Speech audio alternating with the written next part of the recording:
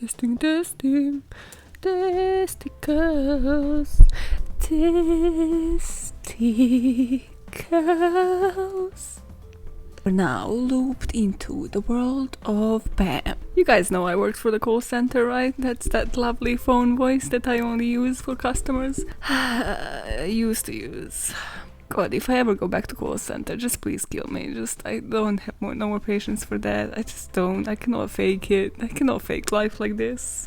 Welcome, this is By All Means Necessary. I'm your host, Maya, and today we are kicking it. I am fucking caffeinated as shit. And you know that always means some fuckery. You guys probably have your calendars, it's July. But do you know what July means for BAM? It means that deadly DUOS month. And I'm not saying that I'm doing this deadly DUOS month just solely because I have heard about this case recently, but I'm also saying that I'm most definitely doing it just because of this case. Also, please don't request me to cover Bonnie and Clyde, for the love of God. I might cover it just for the sake of explaining to people how shitty that relationship actually was. Because I feel the society kind of believes that they had like this beautiful fucking strong relationship, that they would like kill for each other. I'm like, it was actually really like super fucking weak. And the two of them would kind of like ditch one another for, just to spend less time in prison if necessary. So, yeah, none of them were powerful. If I remember, both of them were actually like really weak and wounded and like limping and shit by the end of their spree. But yeah, this is not a story about that. We're going to Dublin today. Was that an attempt for an Irish accent? That failed. We're going to Dublin in Ireland. Oh god. Gonna get hate mail. Also, that kind of sounded more Scottish than Irish, right? Dublin in Ireland. Oh my god. I really need to like stop at 2 coffees a day. But hey, that did not happen today, so you're living this shit with me, okay? Let's dive into this case because this is insane. This is insane. I love it so much. Just even before we dive in, this case, if it needs to make you feel anything, this case is there to make you like hug your fucking family and just be grateful for any fucking family unit that you have, because it's not this one, okay? It's not the one that's in the story. Let's do this. In March 2005, a pair of sisters killed her mom's boyfriend. What they've done with the body in the aftermath of the killing earned them a famous nickname and a reputation in Dublin and the rest of Ireland. What were their motives?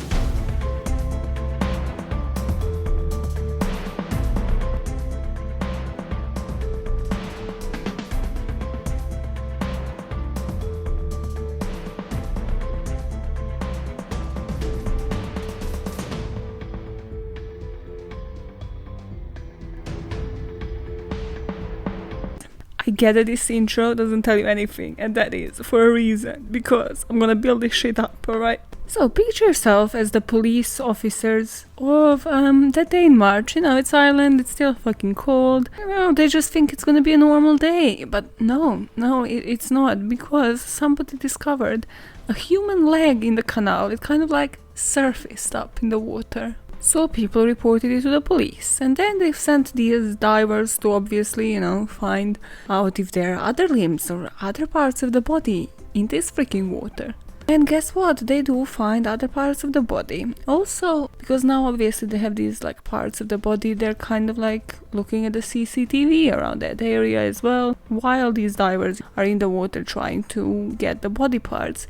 They see like other people obviously stopping, being like surprised, shocked at what's happening. And you can see on the cameras these 2 women witnessing the leg being pulled out, looking shocked, but, just chatting and just peeking in, chatting, peeking back in. These 2 women will become relevant later in the story. Now these divers dug up the rest of the limbs, and they found everything but the head and the penis.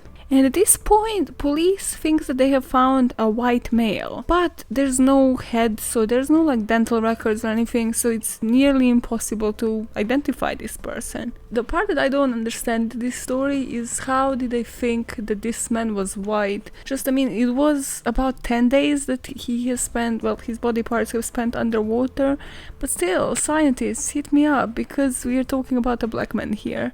not even trying to spoil it, like it will literally come in the next line, but what I don't understand, is it just because it is like 2005 and maybe they didn't have as much CSI, machines and shit in place, or does something actually happen to the body pigmentation wise that it just can appear that it's a white man when it's a black man?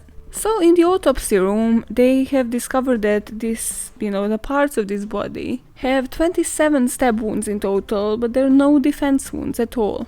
And the only thing that they have to go on is this shirt. So they make it available to the public. They sort of broadcast it everywhere on the news and stuff. Somebody actually calls in and they're like, yeah, I recognize the shirt. That's a shirt of my friend. So 100 days after they found the limb in the water, this body was identified as Farah Swaleh Noor, a Kenyan man who moved to Dublin and created a life for himself there. Now the police gets in touch with his family and gets in touch with his children. He had different children from different marriages. During this time, there's a woman visiting her 2 sons in prison, and she tells them that her daughters have killed Farah, so the guy that was on the news. So her 2 sons realize they can make some plea deal here and can actually make their sentence reduced, so they go to the police and snitch. And then the police goes into the flat of the Mulhall family, the mom of the prisoners. They search the flat. They kind of immediately see some red flags. So they see that the carpet is missing, that they have some new furniture compared to the old ones, so furniture stands out, that the walls have been freshly painted, the smell of the fresh paint is still in the air. There's no blood spotting anywhere though, and forensics just don't pick up on anything. In fact, it will later come up that the police said that they would have never guessed the place of this crime scene just because of how perfectly it was cleaned. So after that, they're still, there's a couple of red flags, so they get another search warrant, search the place again, and now they found really tiny spots of blood, so they get those in for testing. And this is when they start interviewing them, and they're like, okay, the weakest spot here is one of the daughters that's called Linda, who at this point is losing sleep and has been for the past 100-something days. So she's not sleeping, she's on edge, so she confesses. This is what she confesses to. You're not ready. You are so not ready. It's just this fucking story. This is the shit that you would watch on How to Get Away with Murder and be like, this is unrealistic. And it happened. Okay? So, we're rolling back to 20th of March 2005. It's night before Linda's sister Charlotte's birthday. So, in the typical British fucking pre-drinking way, they, start boozing. They start drinking to, get themselves in the mood, start celebrating. And Linda was actually supposed to pick up her son, who wasn't actually living with her at the moment. But her sister Charlotte was like, hey, it's my birthday, yeah, fuck your child, Both of them have had alcohol problems, among other things that you will see when they come up in the story. It wasn't really hard to convince Linda to start drinking with her sister Charlotte, and it's her birthday, it's a perfect opportunity, why not? I feel before I continue with the story, I kind of have to just paint this picture for the listeners from the US, because I have more people listening there than in the UK, to be honest. So binge drinking is kind of a culture here. This is not a culture I've seen anywhere in the world and back home either. And this family does have an alcohol problem, among other issues, as I mentioned. But this kind of whole story reminded me of uni and the culture of pre-drinking before going to a club. This family in particular was really poor actually, so they didn't even plan to go to a club, they just planned to go onto the streets to continue drinking. But there is that idea of pre-drinking that is kind of attached to the British culture. And Britain does have an alcohol problem that they just can't admit to, but hey. Also, it's significant to mention another thing. This was the weekend after the St. Patrick's Day. So I immediately obviously forgot about this, but basically St. Patrick is the patron saint for Northern Ireland. But this is the biggest saint anywhere in the UK, really. So even if this wasn't happening in the Ireland, what is going on in this neighborhood?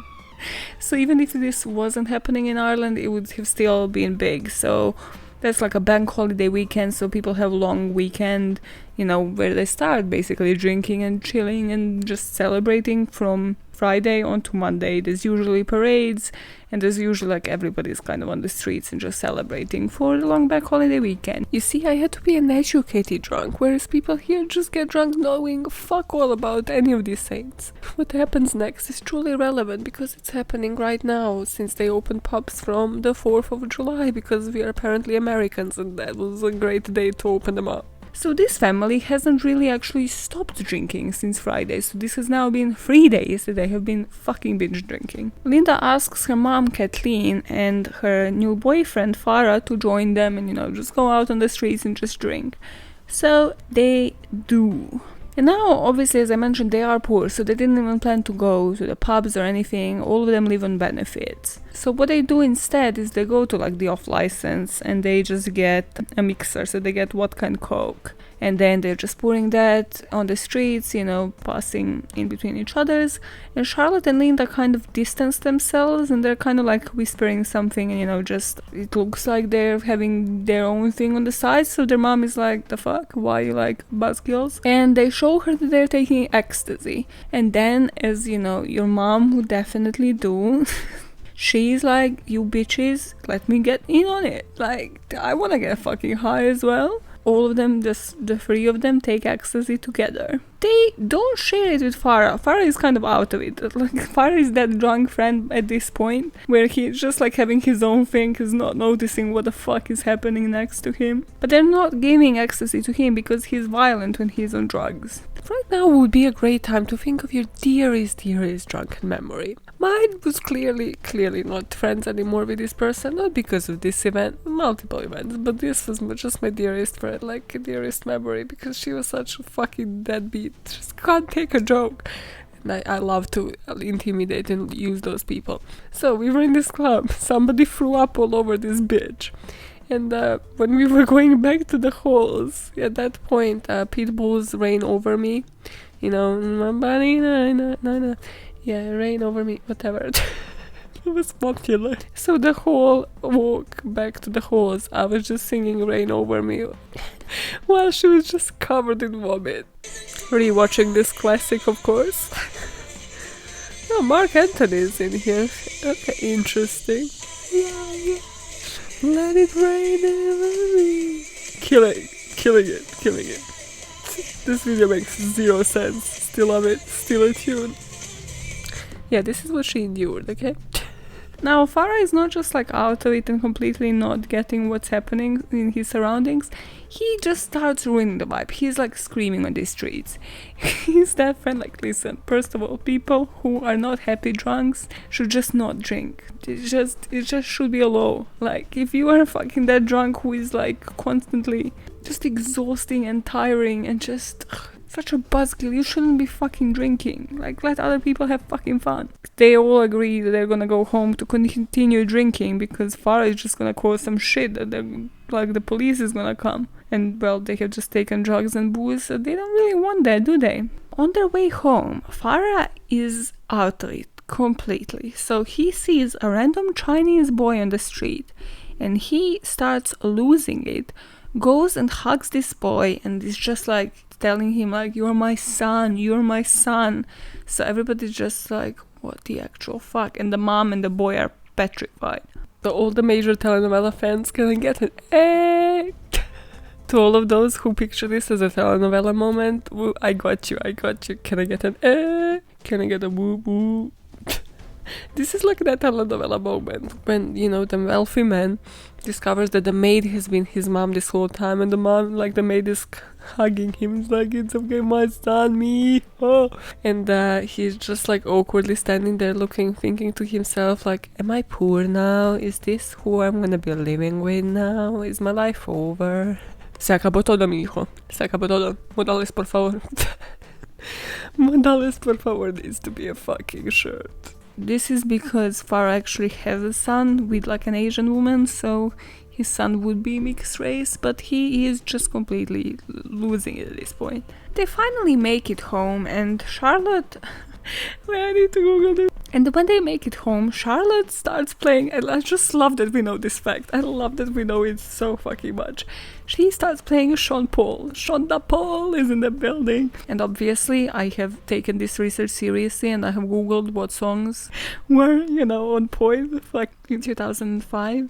And it is one of the biggest Shonda Paul tunes. It's Get Busy, guys.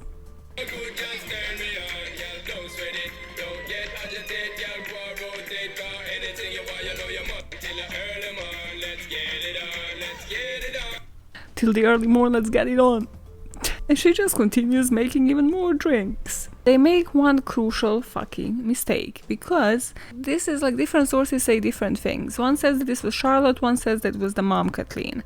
So one of them decides to crash the ecstasy pill into Farah's drink to get him on the same buzz. Because, it's not like he's fucking already wasted, and like he's a buzzkiller in general, okay? Like, we don't need to get him to be even more of a buzzkill, but hey, they don't get that. They're drunk. They just want, everybody to be on the same buzz. At this point, they're that drunk that obviously they forgot about the damage that this can cause. So, Farah takes, a couple of sips of that drink. They're all completely fucked. And now they're all sitting on the couch, and Farah starts touching Linda up. So she starts freaking out, but she doesn't want to cause any shit, because she knows Farah can get violent. But Charlotte is kind of sitting next to them, and she just starts noticing it as well. And she notices it because Farah is kind of whispering into Linda's ear. He's saying shit like she's just like her mommy, she's the creature of the night. Not just that, but now he starts dragging Linda towards the bedroom. And Charlotte kind of intervenes and starts dragging him off Linda. But he releases Linda, but then starts beating the mom, starts beating Kathleen, and makes the slitting throat gestures. I'm doing it as if I'm fucking recording myself on camera. This is when Kathleen is just done with this, done with this abuse. She has had months and months of it. And she just says to the girls, please kill him for me. And the girls take her seriously. So, okay, also, there's some sources that say that Kathleen, after saying this, just went to the room, switched the telly on and just was watching whatever the fuck was on television that day. EastEnders, probably Coronation Street, I don't fucking know, probably just watching one of those English soaps that last for decades. While her daughters started killing Farah for her. So Charlotte goes to the kitchen, she gets a knife, and now pulls him from behind and slits his throat. Then, because she made a cut but he is still alive, she slits it again. And now Farah is on the stairs, but they realize he's still fucking alive, so Linda gets a hammer and just starts hitting him with a hammer. So she hits him a couple of times, and then Charlotte just proceeds to stab him 27 times. And now hear me out, I cannot imagine. This would be the worst thing. Imagine being hostage, right? Or just somebody serving revenge on you and serving it drunk. Because everybody pictures this yep, and she stabbed him this many times, Linda got a hammer. But no, in my head, the way that this is playing is a Charlotte which is yeah, you can't, you're hitting on my sister, I'm gonna stab you. And then she stabs him, and she's this really happened. Okay, what do we do now, Linda? Linda, please help me, Linda. And Linda is out there, Charlotte, guess what? I'm hammered, so how about I get a hammer and then I get this guy hammered, right? So he's on the same buzz. It's a fun day. It's a fun day. And at this point, Kathleen kind of I don't know, hears a commotion, realizes that these girls have just been killing this guy for the past however many fucking minutes. So she just pops back from the living room, is oh, he's dead. Okay, cool. So she realizes they're covered in blood, so her immediate thought is that they have to get rid of the body. The parenting in this fucking story is just beyond me. It's just someone. It's yeah, let's all take ecstasy as a family. Let's all get rid of this body as a family. So one of them, again, there's no confirmation of which one it is, but one of them suggests dismembering him. And okay, just taking everything that I know about this case into consideration, it was Charlotte, okay? I don't care what you say. what Charlotte does next is just, it's next level. So Linda was just the more panicked one, and I mean, you'll see, but she got like less of a sentence because of her involvement in this, and Charlotte just goes full on psycho from this moment on. So she's more level-headed. She took it like a job. I put soldier through my child. Oh god. Then I put, now this is gonna get fucked. No, before this it was chill. Before this, you know, they were just killing a man, you know. This is when it gets fucked. They bring him into the bathroom and put him on the ground. So I thought like, okay, cool, they're gonna bring him to the bathroom, put him in a bathtub, but apparently I don't know their thought process, guys, okay? I don't know how to dismember a man. They didn't until now, but they figured it out. This is gonna get graphic, just if you didn't figure out, because I mentioned it's gonna be dismembering, so the past couple of minutes are gonna be pretty fucking graphic, okay? Just so you know, just a warning, skip through or don't. They dismember his body in such a way that they cut legs in like 4 different pieces. So like foot, below the knee, and then like between the knee and the torso. So as they cut, let's say you would cut like one piece, and then they would break the bones with a hammer. So they just literally, it's like a fucking mining process for them. It's just like, okay, cool, yeah, one limb, then we break it with a hammer, and then we throw it into a bathtub. And I was just like visualizing this, as I fucking always am, and it's like cutting fucking meat. It's like being butchers in that situation, while their mom, Kathleen, is literally there hovering over them and encouraging, just being like, yeah, girls, doing great job.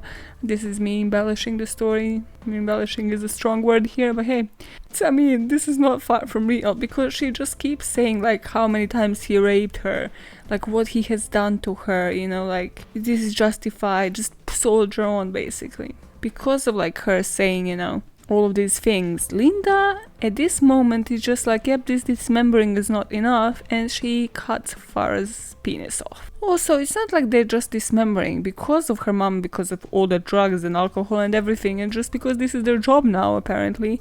They just cut him in the stomach for no reason as well, like on top of all the fucking stab wounds, because they're just into cutting now. And if you remember from the beginning, there are 2 parts of the body that they have never found. One is the penis, the other one is his head. So they have admitted that beheading was the hardest part of this. And this is the part which I just can't fucking visualize. It's like, as if dismembering is not just enough, it's not just like hard enough to like process and go through, but then you're like, okay, cool, there's his head, like there's this whole fucking face that we need to stare at now, and yeah, just let's behead him and then like fucking ruin. Also, I find it so bizarre, like, oh my god, this was the hardest, like, so what, everything else was chill? You know, cutting his legs is no problem, could do it any day, but the heads really get to me, like, what are you on about?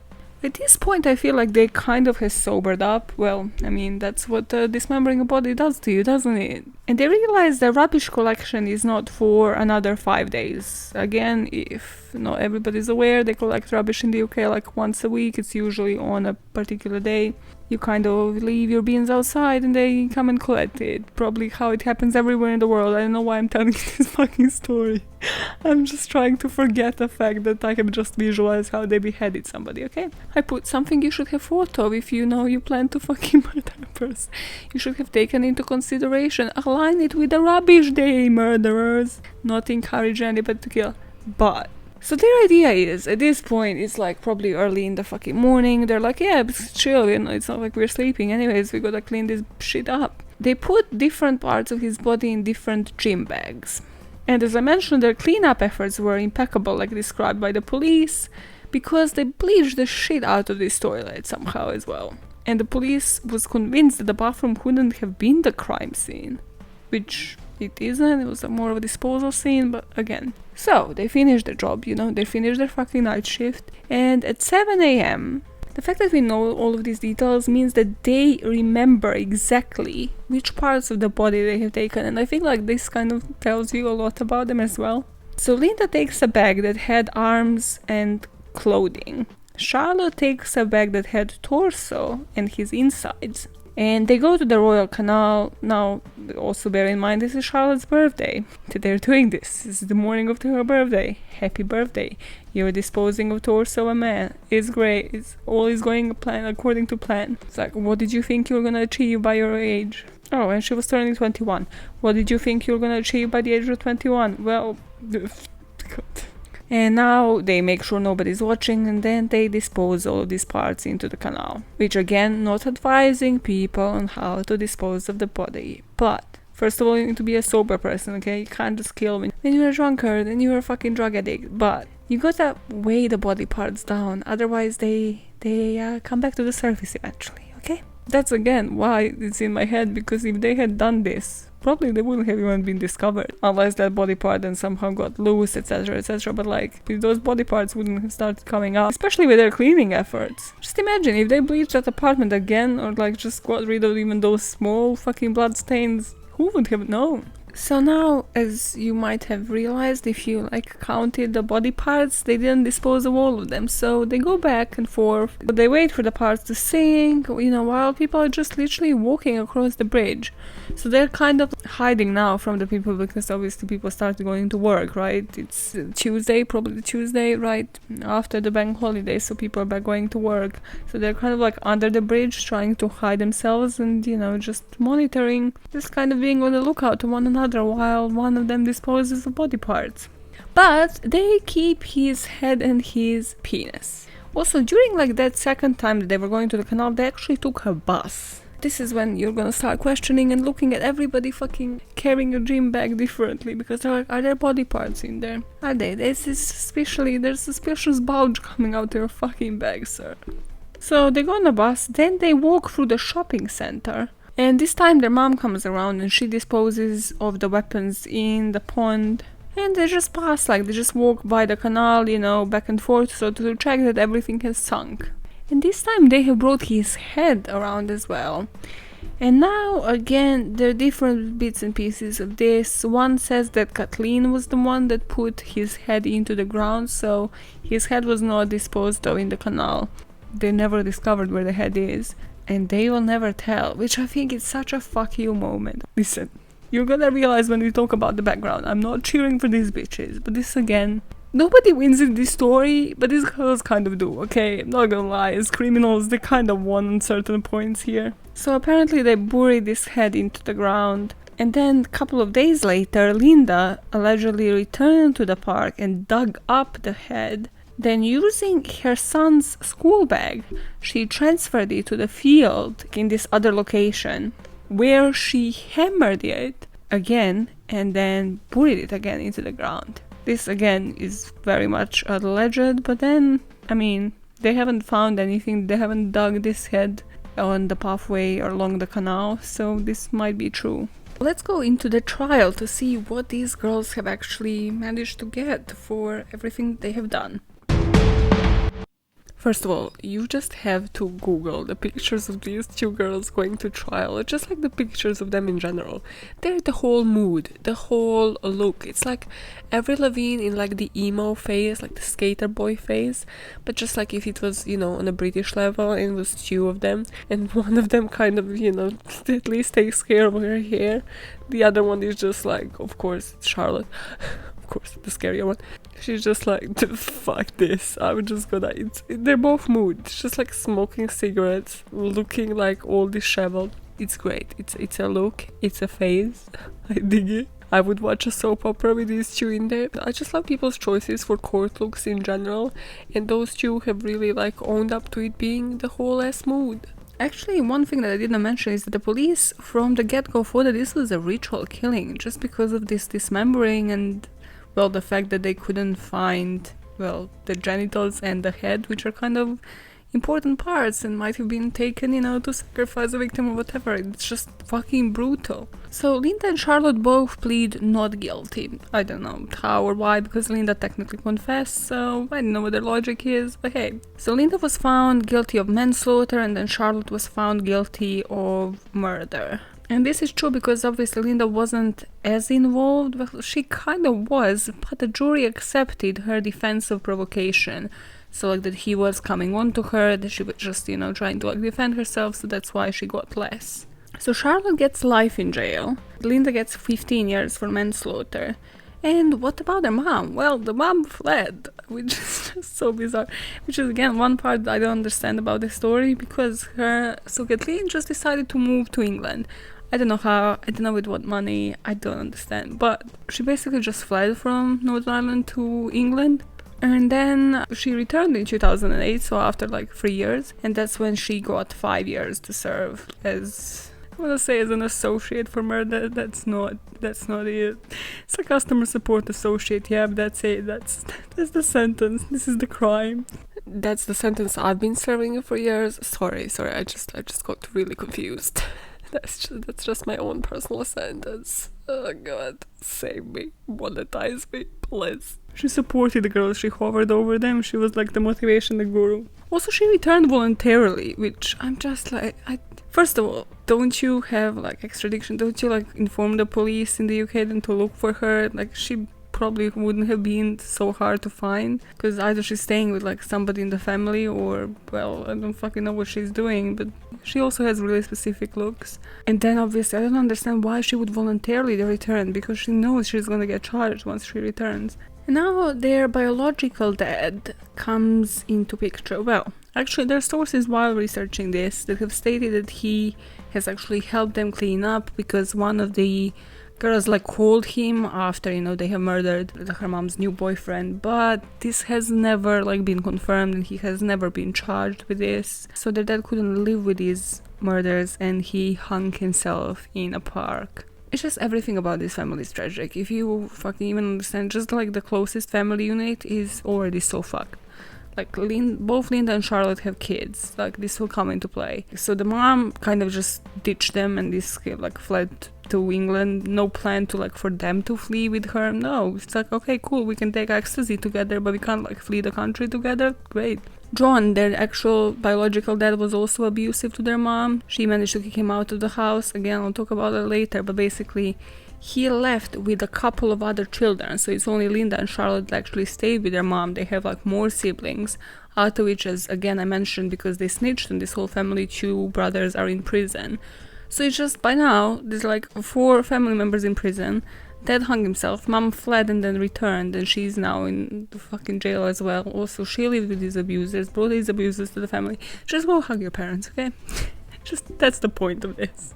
Linda is out of prison, by the way. She was released in 2018 after serving 13 years, and Charlotte is still there, and Charlotte is causing a bit of havoc in prison, which we're gonna go to. But now, first of all, before that, let's go to the background. So, Kathleen and John lived in South Dublin with their 6 children, out of which Linda and Charlotte were 2 of them. He was abusive towards Kathleen, and the children would witness it, and soon enough, like, basically, as I mentioned, the family lived on benefits. John was the only one working. Linda was unemployed. She abused alcohol and drugs as well. She had 4 kids herself, and then she met this guy called Wayne Kinsella, which is just a monster in himself. He probably could be done as a fucking whole case, as the whole episode himself, because he abused all of her kids. He abused Linda as well. And she...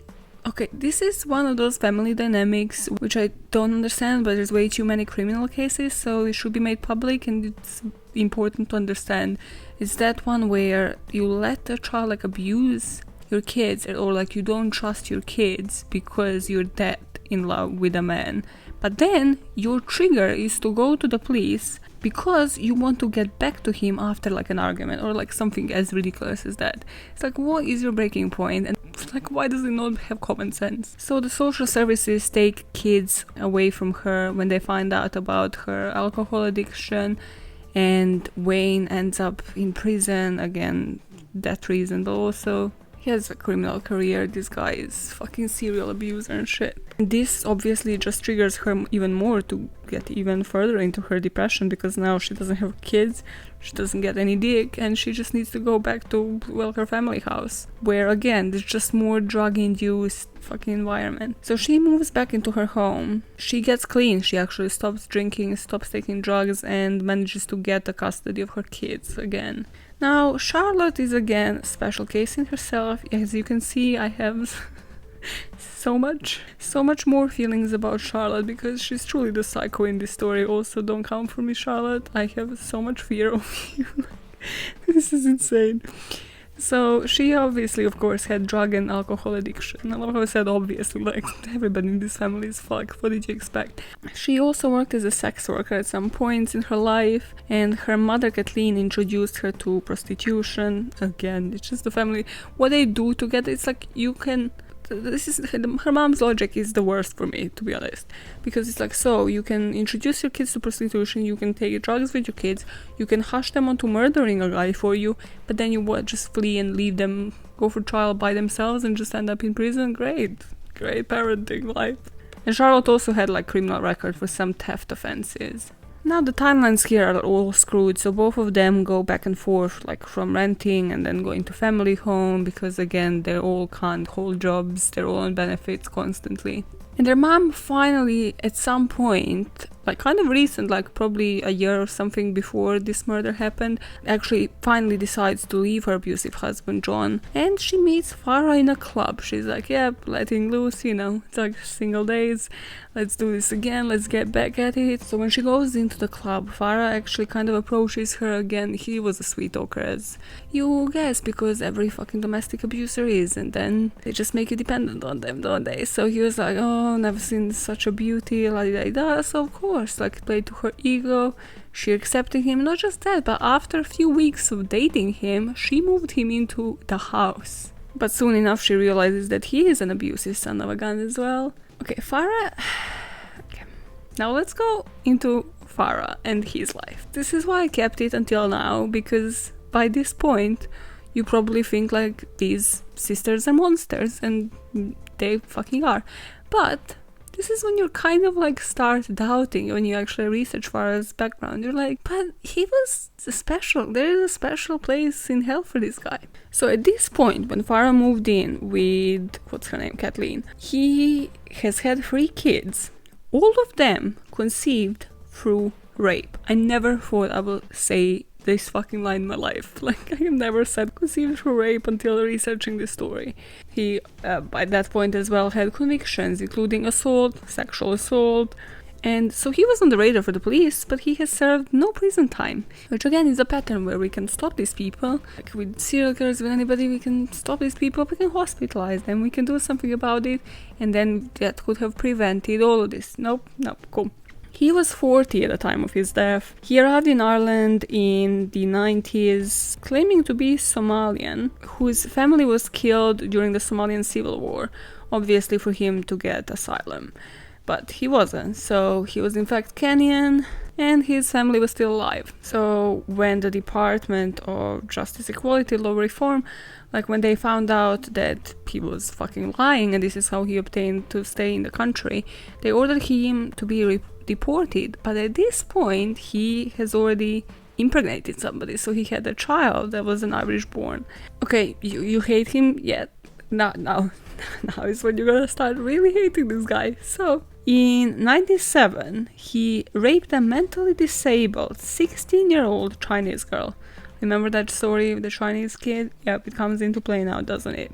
So I don't know whether that night it was like his conscience or just him fucking being drunk and thinking he can own any Chinese child out there. This is when he faced charges of disorder and assault. He was convicted on 3 occasions but never served time in jail. Fuck knows why. And there's this event from their life, like literally probably like a couple of weeks before the murder, where Kathleen called Farah's ex. So at this point it was kind of like a pattern, clear like signs of, well, not clear signs of domestic abuse, because she was clearly feeling domestic abuse on her own fucking skin, but as in mental fucking withdrawals where you're so confused. So it's like, when he's sober, he's the nicest person ever, he's a sweet talker, he tells you how you're the most beautiful woman in the world, and then when he drinks, he's a fucking abusive bastard, and he drinks 99% of the time. So, yeah. So she kind of started fearing for her own life, and she called Farah's ex. You know, during one of those nights, she goes through his phone to get the ex's number, and she calls one of his exes, and the girl literally just told her, get the fuck out of there, like, he will kill you. Like, he was threatening me, and luckily he actually moved on from that relationship just again because he wanted to like hoe, and he just fucking didn't give a fuck about actually raising a child. But then again, as it goes in these situations, he, you know, manages to convince her to stay, or technically threatens her with her fucking life. Also, he was just like a typical manipulator. He even convinces Kathleen at some point for them to move to Cork. But yeah, they move away from like her family again so he can manipulate her even better. But then, obviously, their two asses are broke. They can't fucking work because they're constantly drunk and wasted. So eventually they did move back to Dublin. Also, his family, obviously, after his murder, has requested for the girls to reveal where the head is and where the penis is. And they never fucking did. I mean, especially the head. They just wanted sort of like a face to the corpse. But the girls just had their fuck you moment. They're like, nope, he abused our fucking mom for years, so bye. Okay, now is the time when I should probably say something, because you probably think like, yep, I'm vouching for a murder here. I'm not. I definitely think he should have deserved a prison sentence, okay? Like a long, lengthy ass fucking prison sentence. And then if somebody was to just attack him in prison, etc., you know, one of the prisoners, one of the other criminals, then yes, cool.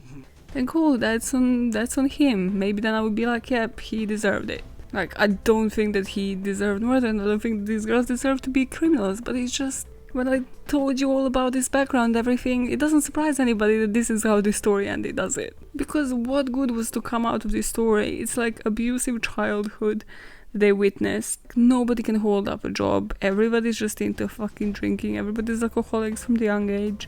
And nobody's looking to change. Nobody's reflecting on their life, okay? It's the importance of reflecting, okay? Now here I'm gonna have a corner that I never had before, which is a press corner. Journalists, lovely, my colleagues, yay. This is also why I don't do fucking journalism.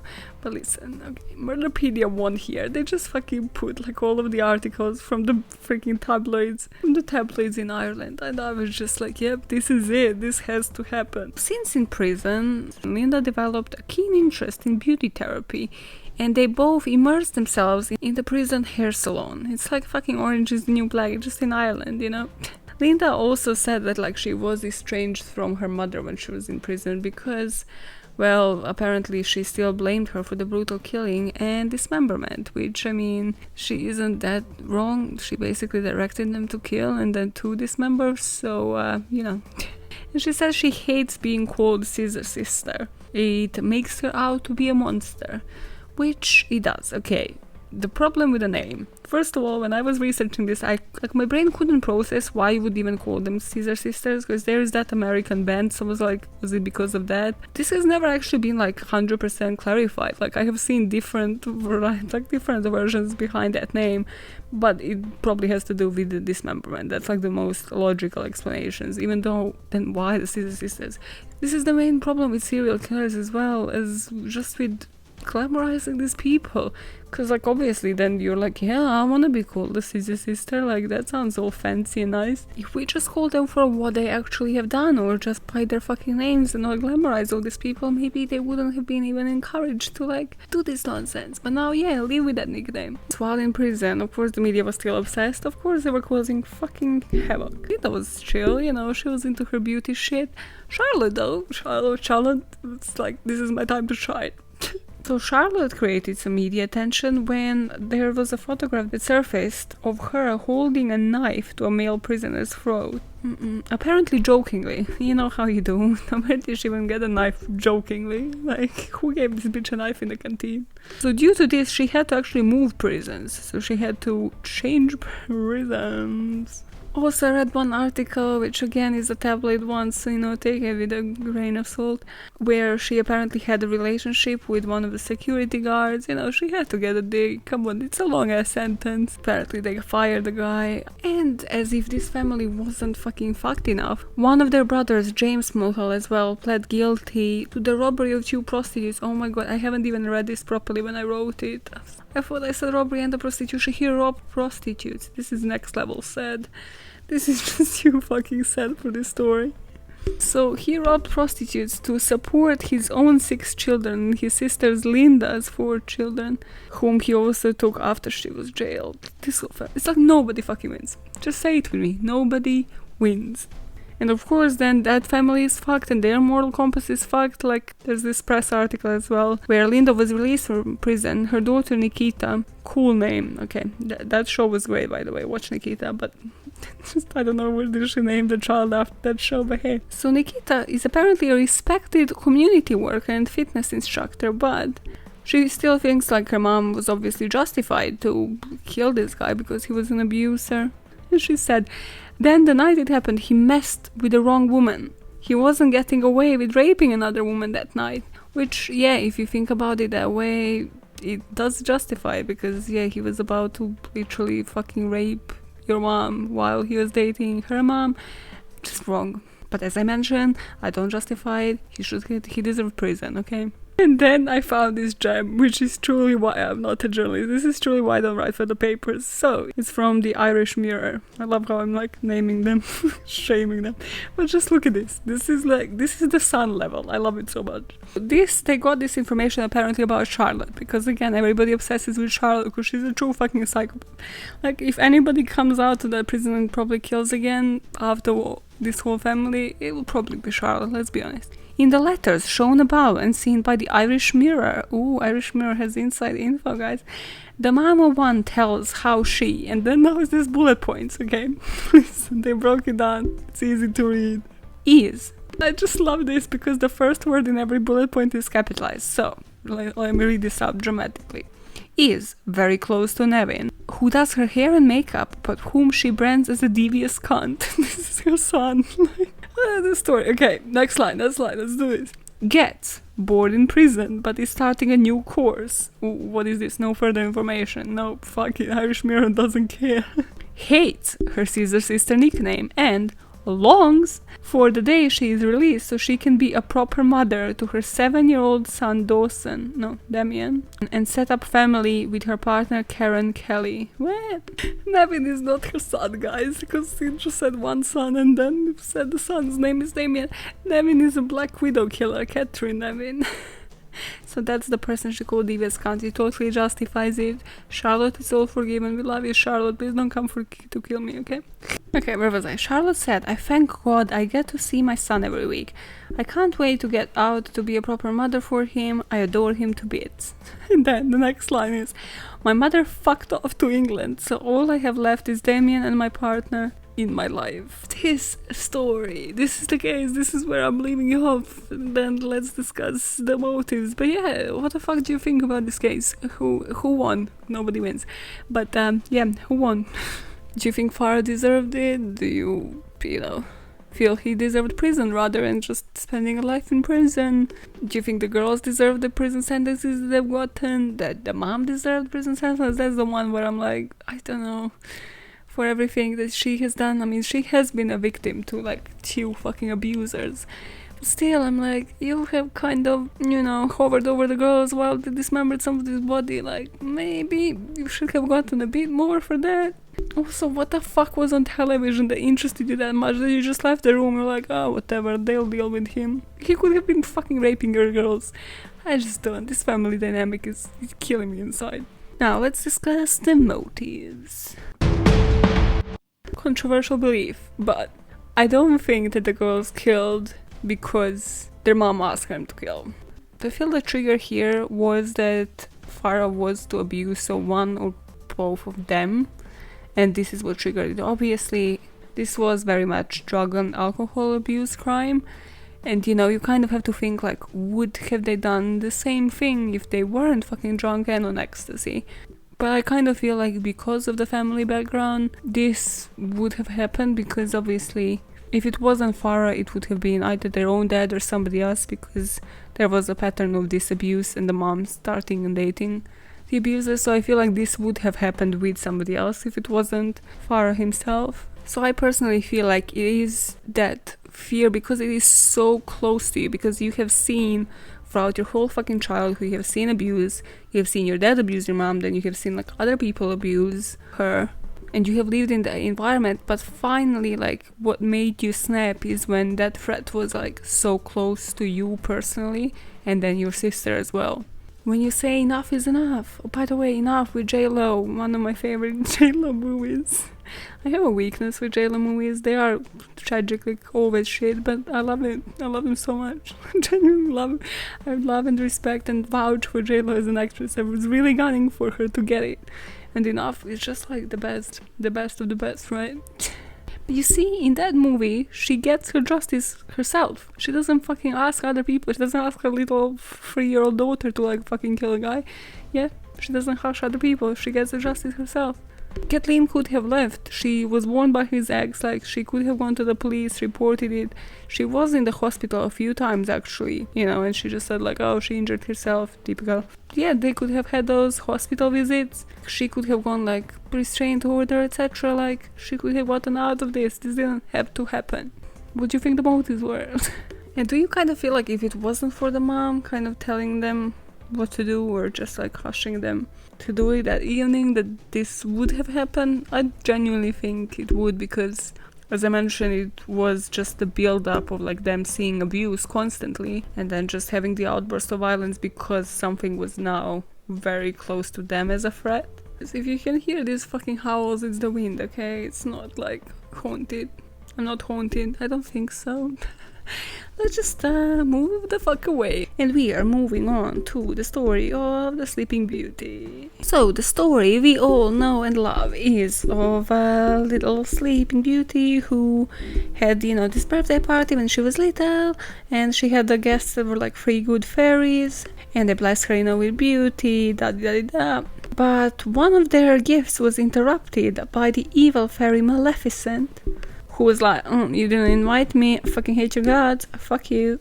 So because of this, she curses the princess, proclaiming Aurora will grow in grace and beauty. So yeah, cool, you can have your fucking beauty, but on your 16th birthday, you will prick your finger on the spindle of a spinning wheel and die.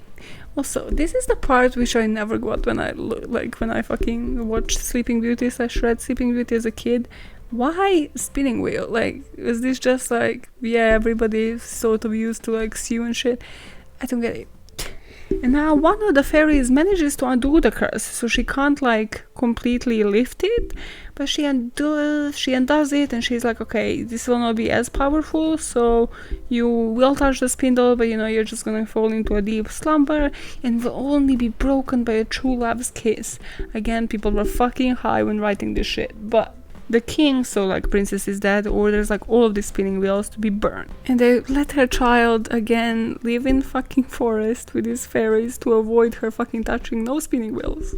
There's like a random young hot man just in the middle of the forest, as it always happens in these stories.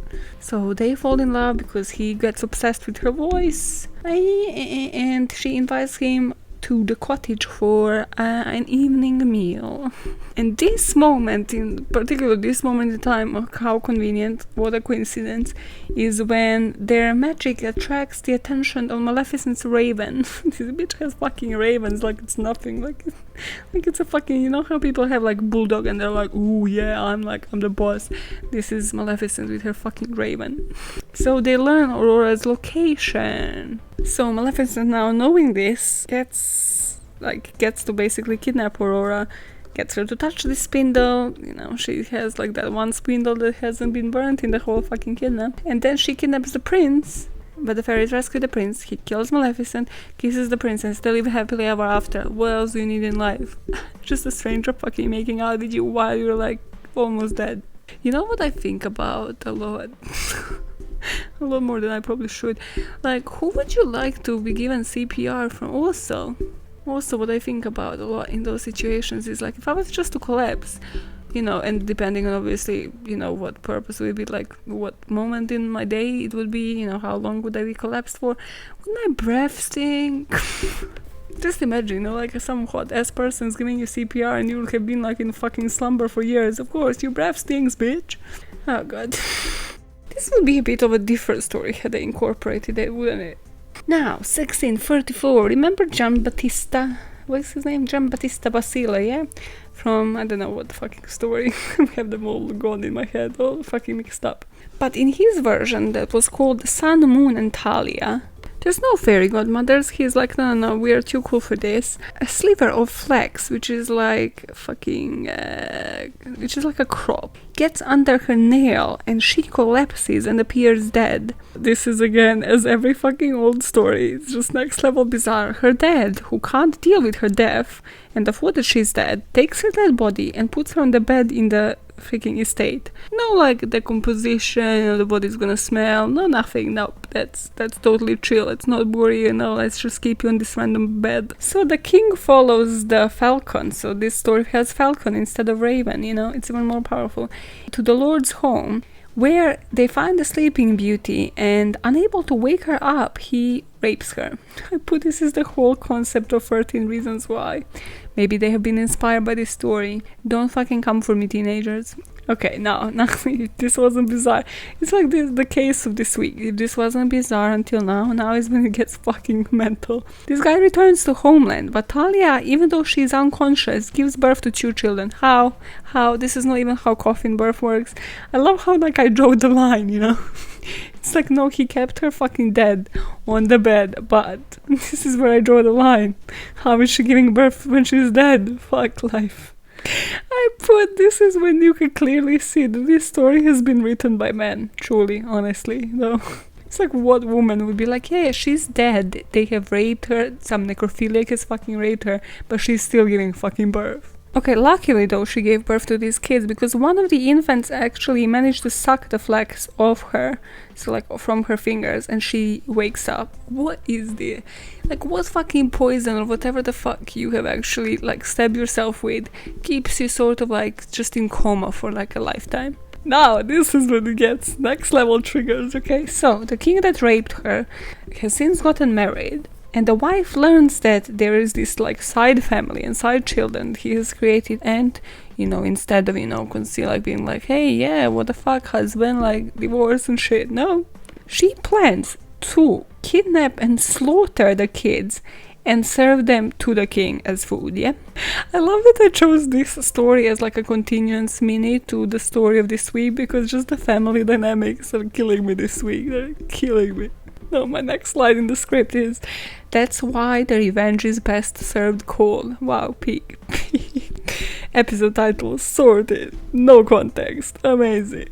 But this is when Queen's cook becomes a hero, because he swaps her kids. So he swaps the kids for lamb meat and basically tells the king of this plot. So when the king learns of the wife's plot, he burns his wife alive to be with Talia. And what happened with the cook, you might wonder. I love how it's there's no explanation why any of this is happening, but we know that the cook got a promotion. I put, this plot is better than that season of the Kardashians when Black China was in their lives. And all of them were just dating each other's exes and having mental health issues like never before. No, truly though, that was when it started being really fucked up. Okay, the ending of this is, he married Talia, and she enjoyed a long life with her husband and her children, thus experiencing the truth of the proverb, those whom fortune favors find good luck even in their sleep. What proverb is this shit? Why is it not used today? What is the moral of any of these stories? Why did this girl get back to the person that raped her and then burned his wife alive to be with her? What is anything? What are the family dynamics? If anything, we learned this week, don't let your childhood define you. That is it.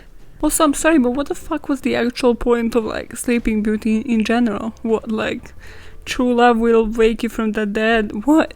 P.S. I'm kind of running of these fairy tales, so feel free to drop me a DM somewhere on the socials or an email just on which other one should I cover, because I'm kind of I'm eventually gonna run out of them. I knew that, but I'm just hey, what else is out there? Oh dear. Okay. Hit me up, podbamn@gmail.com. That bam pod across all them socials except Facebook, because fuck Facebook. Zuckerberg, don't come for me. You're already getting broke by the day, but don't come for me, okay? And now you're getting ready to go into your next Zoom call. How fucking pathetic. How it's getting old. Why does this still happen? This week, you're like, listen, you know the news that broke this weekend is that Kanye is running for president. What do you think about that? And then judge those motherfuckers, because if they don't have the imagination where they have already plotted how the Kardashians are gonna film inside the White House, why you hang out with them? Why do you associate yourself with those colleagues? I feel like this was very Kardashian heavy episode for no fucking reason. So yeah, ask those fuckers, are they American? Are they gonna vote for Kanye? What do they think about this? I swear I think he can't even actually get any votes from certain states because of ballots. I don't know how life works, but I just found this so entertaining. I already imagined this whole plot of Kim as the first lady and then the Kardashians just ruining the White House. But I mean, it can't get any worse, can it? It's not even that it can't get any worse, it's just like you kind of know what to expect, right? Because you've been watching them on television for, well, over a decade probably, so you know exactly what to expect. At least they're gonna be pro-LGBTQ community, come on. Oh, and then if nobody's on this topic, nail the prudest person in that Zoom meeting and be like, hey, have you seen 365 Days on Netflix? It's a great movie, you should definitely watch it, and then they're just gonna be disturbed for fucking life. Truly, that movie, I thought like when I've seen 50 Shades of Grey that I've seen it all, in a sense of like how much cringe there's gonna be. But then, I'm not gonna spoil it, but I'll watch one movie for next week's episode that was filmed 12 years ago, and the movie is Twilight. Yeah, let me spoil it, fuck it. I just somehow watched Twilight for research. It's all gonna make sense next week, okay? But after watching that movie, I was like, God, just the shots of everything, everywhere. And then like 50 Shades came as like the next cringe bad romance, whatever the fuck it was supposed to be. Although I don't think it was supposed to be teen romance. And then 365 Days, I guess it's a modern rape fantasy. I don't know what the fuck to tell you. That movie doesn't have a plot. It tries, it really tries, okay? So most definitely don't go and waste time on it. Or if you do, please go on my podbamn pod, and then go onto my personal Twitter page and just let's comment on my fucking status, and I really want to know what you think. Let's just say that movie made me really thankful for pornography and just like porn on the internet, and yeah, that's how bad that was. So to summarize, go in and ask about Kanye for president, and then go in and be like, what did you think about this really shitty sex story / they try the plot / aim for the Polish colleague because maybe they understand. Maybe this is like creative, mindset that we cannot comprehend. But for now, I'ma leave you. I'ma get the fuck out. I'ma ski daddle and leave you in your imaginary world of Kardashians running the White House. Just imagine the kitcheners, just the furniture will change. The wardrobes, oh my god. Kim will be the first lady to wear crop tops as like a fashion. It's like, nah, fuck it. Changing justice reforms, meeting foreign presidents, no, crop top and a skirt, it's a statement. Let that imprint stay in your head, and in the meantime, keep questioning everything and keep making the world a better place, one motive at a time. Bye, fuckers.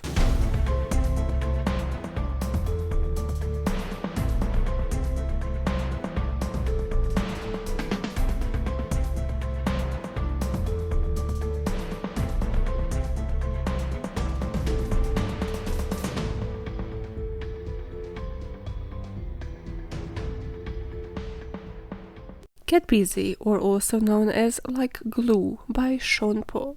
Shake that thing, Miss Kana. Shake that thing, Miss Annabella. Shake that thing, Yan Donna, Jody, and Rebecca. Why those names? Sean Paul? Girl, get busy. Just shake that body non-stop. When the beat drops, just keep swinging it. Get jiggy. Get crunked up. Remember when we used to say crunked up? Crunked up. Percolate, fucking just throw the boys like, percolate anything you want to call it, oscillate, what is this? Did somebody just get like Oxford Dictionary here, like for this fucking song? Oscillate you hip and don't take pity. We want to see you get live upon the rhythm when we ride, and me lyrics provide electricity. Girl, nobody can tell you nothing. Nothing spelled like nothing, like coming. Can you done know your destiny? You sexy ladies want par with us, in the car with us, them now war with us. In the club, them want flex with us, to get next to us, them car vex with us. From the day we born, Jah ignite my flame. Gala call me name, and it's me flame. It sounds like people from Northern England. It's like, it's my flame. It's my mom. It's all good, girl, turn me on till an early morn. Let's get it on till an early morn. Girl, it's all good, just turn me on.